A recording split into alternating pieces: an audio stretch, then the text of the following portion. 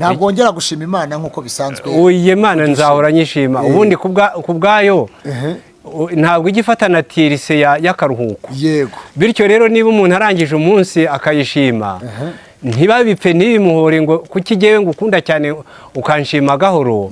Ibyo nabyo nibyo twakwirata kuko Imana yacu iradukunda cyane. Reka wanciye mu ijambo, reka nanjye nguce mu ijambo. Nanjye ayo magambo bajya bayambaza bakurikije ko bazi data uko yarateye. Yego. Bakurikije bakurikije ukuntu mama yarateye. Yego. Bakurikije ko sogokuru nawe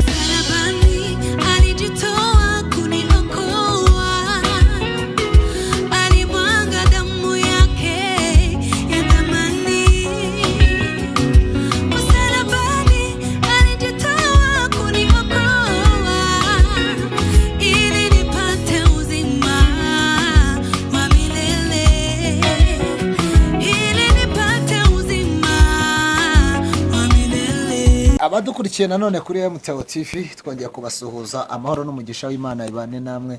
Reka tuvuge ngo shalom shalom aho muri hose cyase wherever you are. Uyu munsi nifuje gukorana ikiganiro na By'iyi Ngoma nanjye mundeba. Yes, nifuje gukorana ikiganiro n'uyu musaza mundeba rwose nkuko niba. Yego.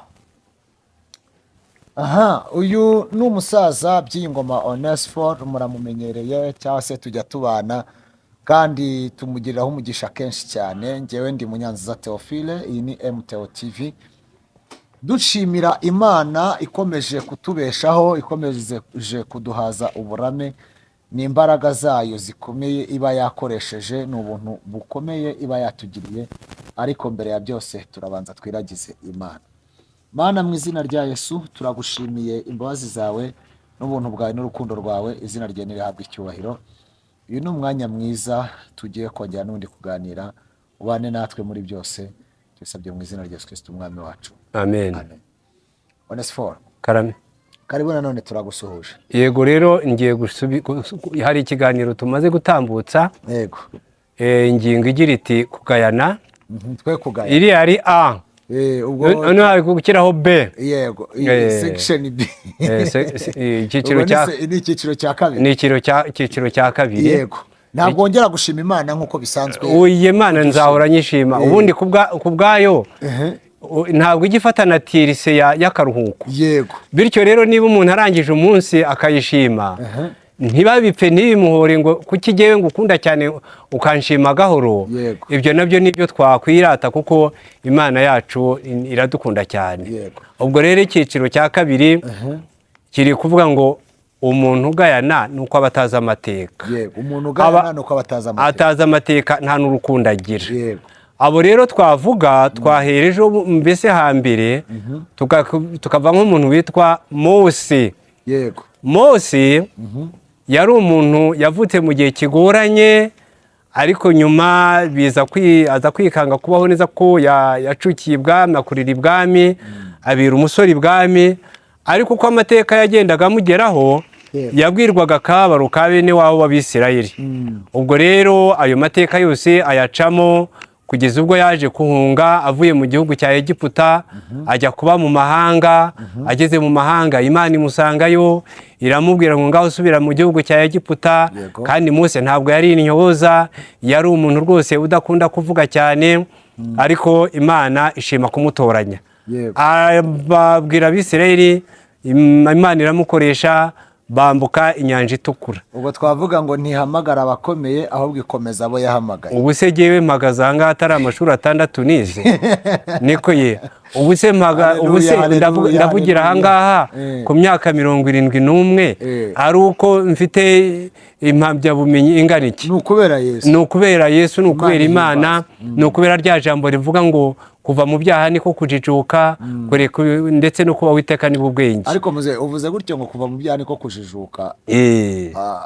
Ubu ngubu abasaza bari mu kigero cyawe batagiriye ubuntu bwo gukizwa, ubu ntago bagenda bububa. oya ntabwo bububa ariko amagambo yavuga umuzanye ahangaha atandukanye, si ukwishyira imbere. Nawe banza urebe ayo yavuga n'ayo mvuga ubishyire ku munzani, no kwishyira imbere niyo yayo. Yego, birumvikana. Ibwira umuntu iti kubaho Uwiteka nibwo bwenge, kuva mu byaha niko kujijuka. Igice cya 28 umurongo wa 28. Yego. Hanyuma rero turacyari kuri ya nsanganyamatsiko yacu, twe kugayana cyangwa se ugayana ngo nuko atazi amateka. Yego, nuko atazi amateka. Yego. Uwitwa Mose rero yarazi amateka cyane. Yarazi amateka y'ukuntu Yozefu bene se bamwanze. Yarazi ukuntu bamujujubije, yabasanga ku gasozi bakamuhubuza mu ikanzu y'amabara ndende nziza cyane bari baramuguriye, barangiza kuyimushikuzamo bakajya hariya, ubundi bakamujugunya mu kinogo cyari cyabikiwe kubika amazi. Barangiza bageraho mukuru we witwa Rehubeni akavuga ati ariko uriya mwana reka tumugurishe, twe kumwica reka tumugurishe. Ariko banza atari Rehubeni, yarazi amateka ya bene wabo, yarayazi ubugome bwabo, azi ubwiza bwabo, azi aho imbaraga nke zabo, azi imbaraga nyinshi zabo. Noneho rero Mose ibyo ngibyo amaze kubibona, bageze mu gihugu cy'i Kanani.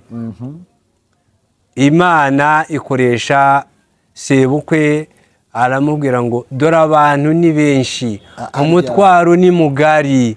Ubwo umutwaro rero ari mugari, shaka abajyanama bawe. Ni sebukwe wa Mose wabimubwiye hariya? Niwe wamugiriye iyo nama. Yitwaga ni Yetiro niwe wamusanze mu butayu amugira inama. Ubwo Abisirayeli bari bamaze kugwira rero. Noneho rero ariko kubera ko Mose yarazi amateka, niyumvaga ko kuba nyamwigendaho atari ibintu bikwiriye. Hariya mu kubara igice cya 11 umurongo wa 19 handika ko abafasha ba Mose bahanuye babandi bari baramutoranyirije 70, ariko ngo hari abandi batari babarimo, bari hirya iyo ngiyo bari mu bantu. Noneho ngo umwuka w'Uwiteka nawe abajyaho, abagezeho barahanura. Bahanuye barareba baravuga bati iri shyano ribaye ni ibiki. Baragenda baca ku kigera cye cyitwaga Yosuwa niwe babwiye bati noneho rero Yosuwa mwene Nuni yari akibana rero na Mose.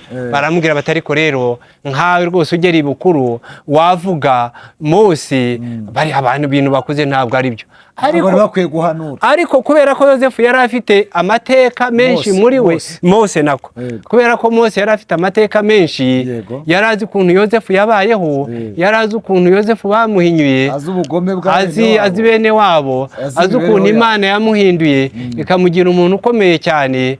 Arareba aravuga ati umuntu Imana yatoranyije ikamuha ku mwuka wanjye, agahanura ku mwuka wayo agahanura, ntabwo rero namubuza. Buriya amubujije naba nkoze Imana mu jisho, naba nshize isoni ku Mana.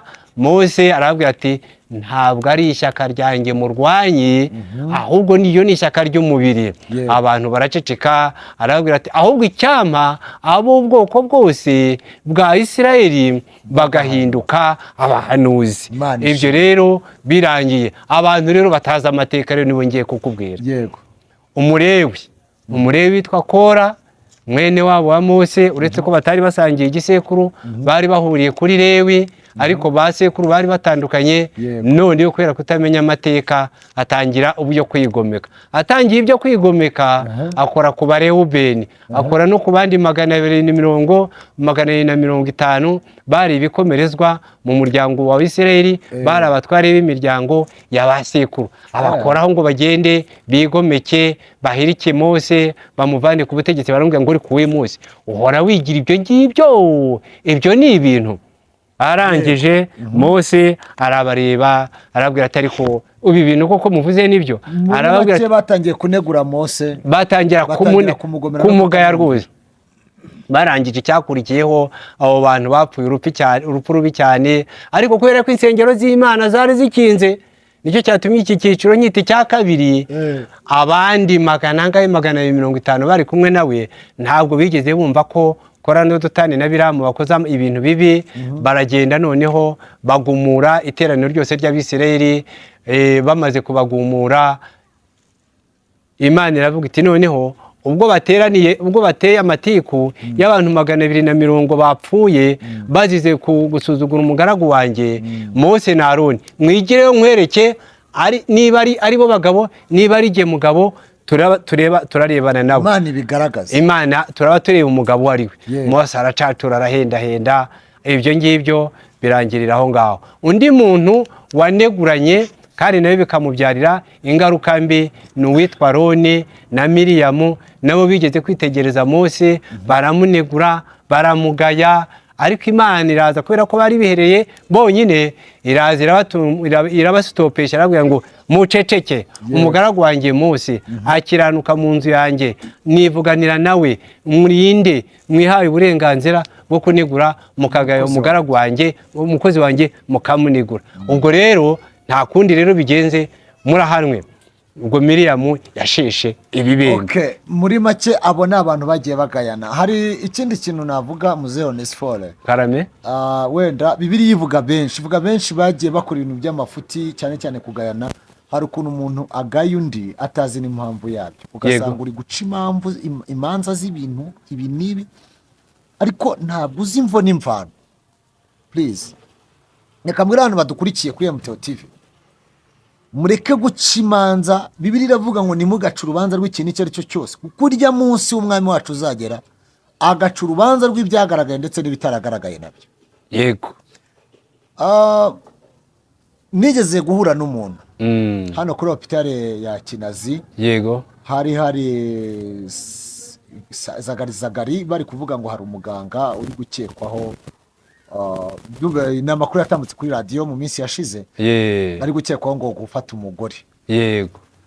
ngo yaje kubyara. Yego. Noneho nje nari ndi kumwe n'abantu basengera mu itorero runaka, ntago ndi burivuge kuko ntago nshaka gutera amaboko. Sibyo yayo se, sibyo byabo. Abantu hose hari nta dini ridafite ingegera. Oya, ibyo twagayaga nibyo tuba dusubiyemo natwe. Nibyo twaba dusubiyemo. Buriya nta dini ridafite ingegera.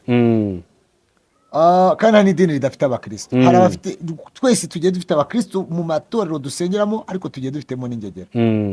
So noneho umugore arashyushya inkuru ati bariya abaganga bazatubara ibi n'ibi.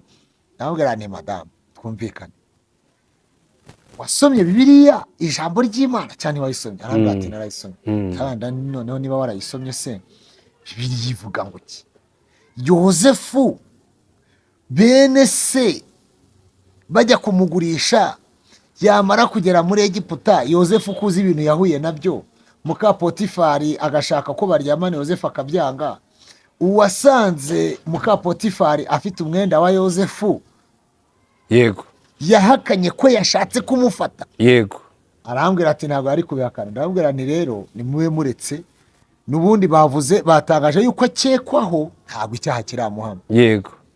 Kubw'amahirwe koko bakoze iperereza basanga umugore ahubwo yari yamutumweho undi muntu kugira ngo aze kugira gute, aze kumushyirishamo bitewe n'inzangano z'Abanyarwanda, amugushe mu kidorwe, amugushe mu kidorwe. Yego, amugushe mu kidorwe, cyase amuture mu mpoma bya bindi, cyangwa mu cyaha. Yego.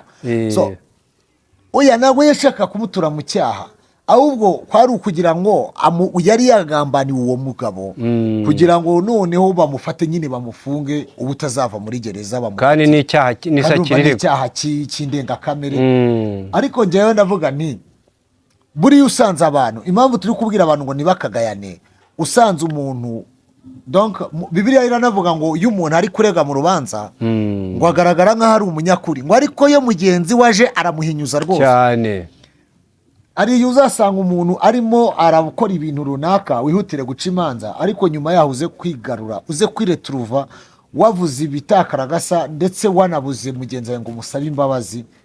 Nyamuneka ikintu cyo kugayana, mbere yo kugaya umuntu tujye tubanza tumenye uko byagenze. Ahubwo ikindi ikintu bagayaga Mose nkikubwire, yego, ngo yarongoye umugore wo muri Etiyopiya, umunyetiyopiyakazi. Kandi nyuma yaho mu minsi ya vuba ahangaha muri iki kinyagihumbi cyashize, ngire ngo yego, hari abaperezida ba leta zunze ubumwe za Amerika bageze kuri bangahe bari bafite ba nyina b'abirabura.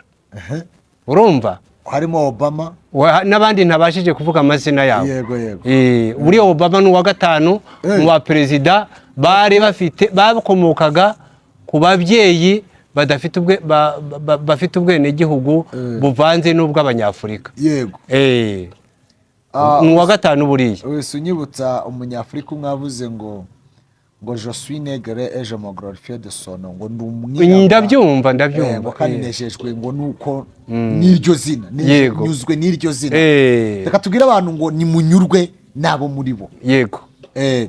Yavuze ijambo ryiza nakunze, yaravuze ngo je suis fier du sang noir qui court dans mes veines. Nguko rero. Yes, donc ndi fier cyangwa se newe ishema n'amaraso y'ubwirabura atemba mu miyoboro y'amaraso yanjye. Yego nyine organe sanguine. Yego muri organize. Dero iki kintu ubuza kukanumva ndabyibutse. Reka abantu baterwa ishema n'amaraso y'ubwirabura, abantu baterwa ishema nabo baribo, ariko nanone abantu birinde kugaya abandi. Oya rwose erega buriya bidukururira kabi, bitukururira akaga. Wese ntiwarebye Hitler ngo aragaya Abisirayeli, icyo byakoze byamumariye iki? Yashatse kubica, kandi buriya umunyarwanda yaravuze ngo ntabapfira gushira. Abasigaye nagiye numva ibiganiro umugabo witwa Alphonse Muhire Munana yakoze, bivuga ku bantu bagiye bakora itsembabwoko, batsemba abayahudi. Yego. Na tekinike bakoresheje. Noneho rero buriya njyewe ntago nari nzi ko umuntu wisha abantu benshi nawe yagira ubwoba bwo gupfa.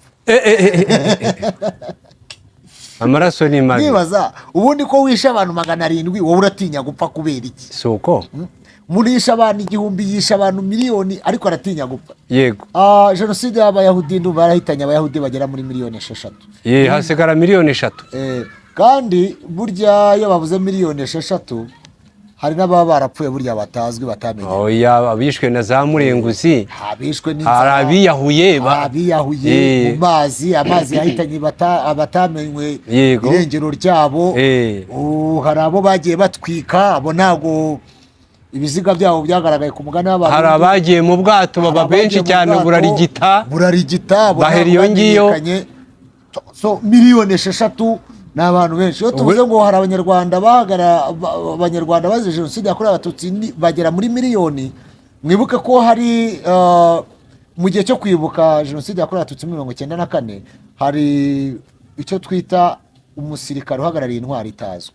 Yego. Uriya musirikare ahagarariye ba bantu n'ubundi bajugunwe mu mazi. Hari abajugunwe mu mazi tutamenye umubare wabo. Niko kuri abasirikare, nta musirikare wajugunywe mu mazi, ahubwo umusirikare waguye ku bwa itazwi. Ntekereza ko intwari ni umuntu wese wagize ubutwari. Yego. Hari intwari z'abasirikare muri rusange, ariko hari n'abandi bantu bagize ubutwari bwo guhagarika cyangwa se bwo kutijandika muri ibyo bintu. Babayemo rwose.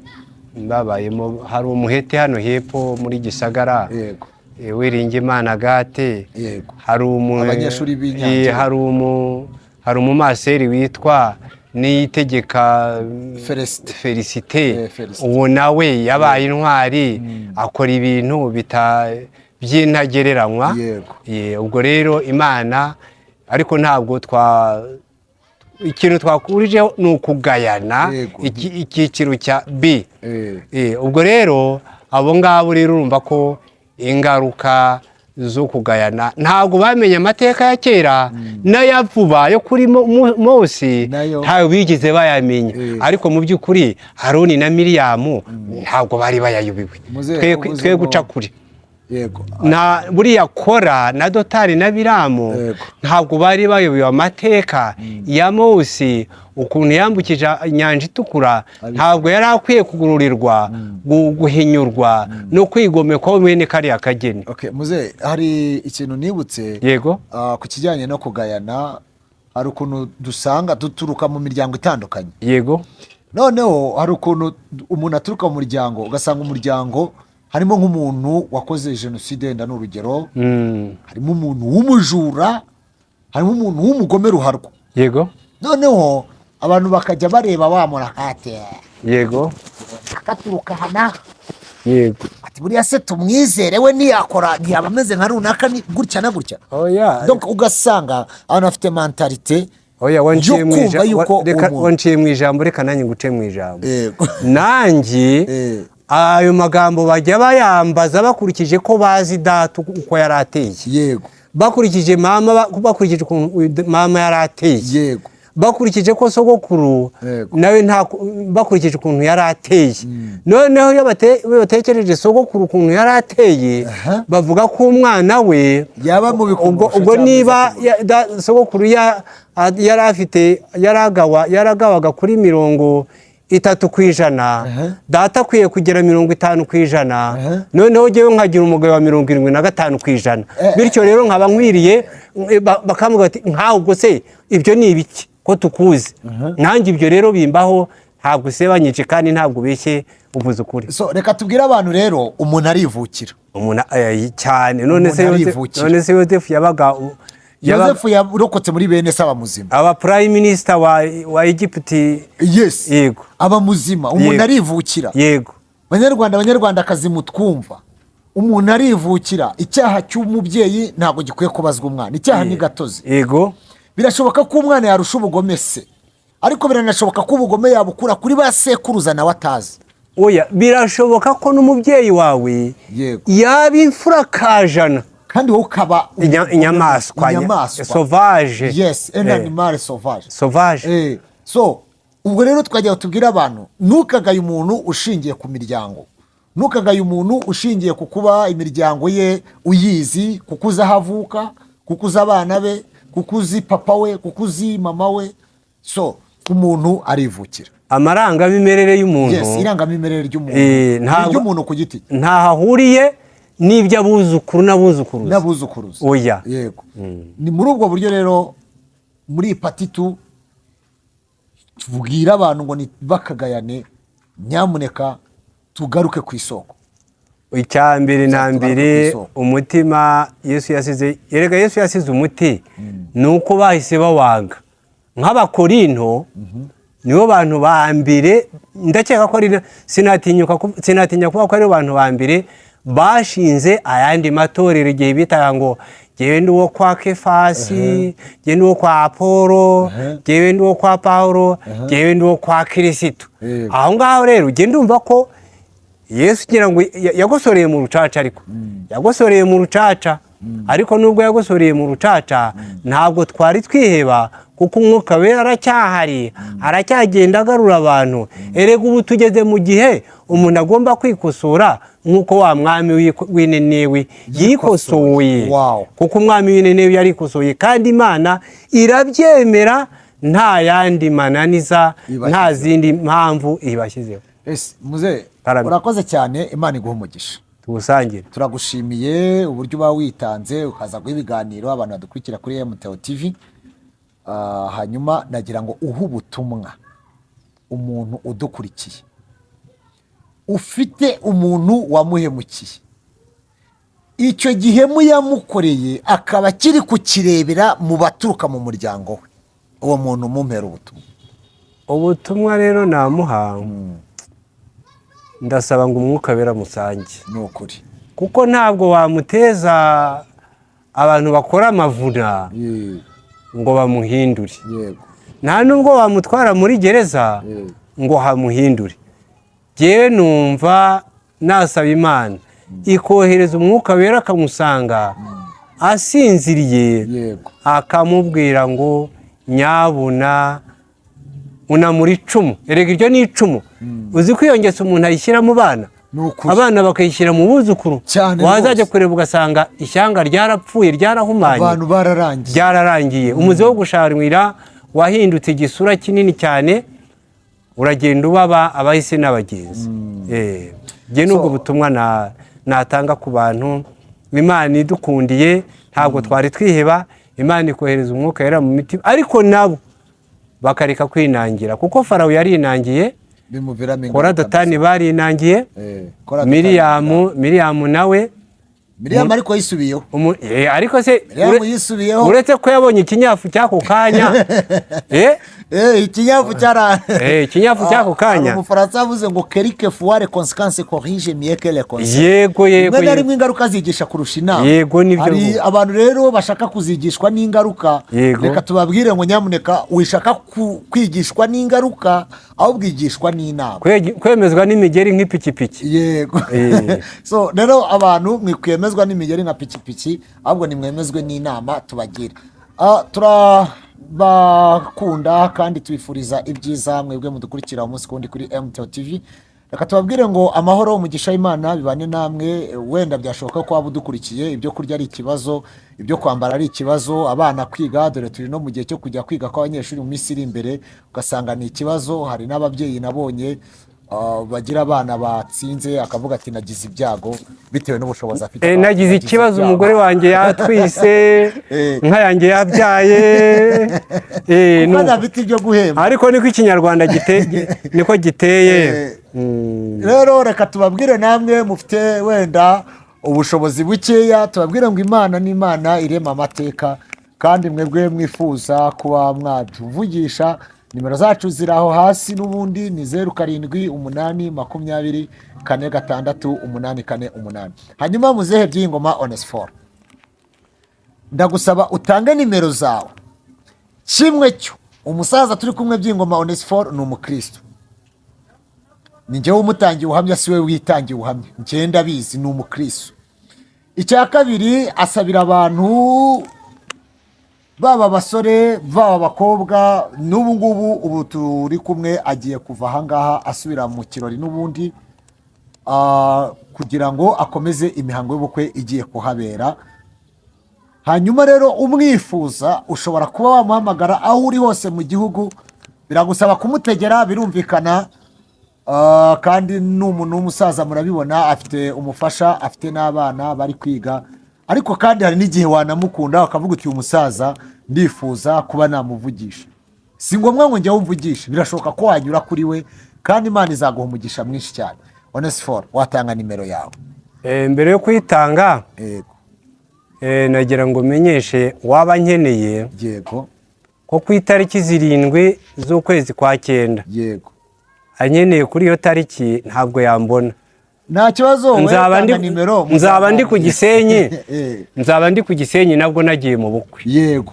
Nzaba ndi ku Gisenyi. Ngo igihugu urakizengurutse rwose muri iyo mihango y'ubukwe, kandi mwabyumvise afite ikinyarwanda cyiza. Nzaba ndi ku Gisenyi. Yego. Ubundi nimero yanjye ni 0 7 8 6 0 7 8 6. Yego.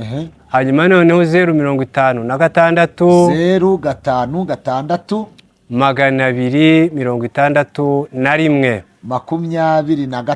26 ni izo nimero zanjye. Ubwo nkeneye iryo tumanaho niryo nakeje, ariko abantu b'abasore bakoresha turiya dutigo, turiya twa Tigo, turiya twa Airtel, ni 0 7 2 5 4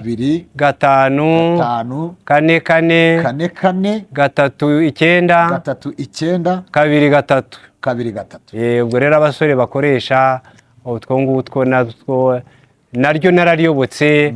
Nuko itumanaho abasaza bakunda ndibamo, kandi n'iry'abasore bakunda naryo ndibamo, nararikeje. Wow. Yego, rero turababwira ngo aho muri hose mugira amahoro y'Imana. Reka tubabwire ngo abo insengero zanyu zimaze gufungwa mutakibasha kubona aho muteranira, mwibuke yuko Bibiliya ivuga ngo 2 cyangwa 3 bazateranira, Imana izabana nabo. Mugire guterana muri kumwe no mu rugo, bari bafite imiryango mutajyaga muterana muyibuke. Ubundi reka tubabwire ngo tuzongera tuganire. MTO TV irahari ku bwanyu. Nawe wifuza kuduha ikiganiro uduhamagare kuri iyo nimero 0782 Shalom, shalom, amahoro y'Imana bane namwe iminsi yose. Amen.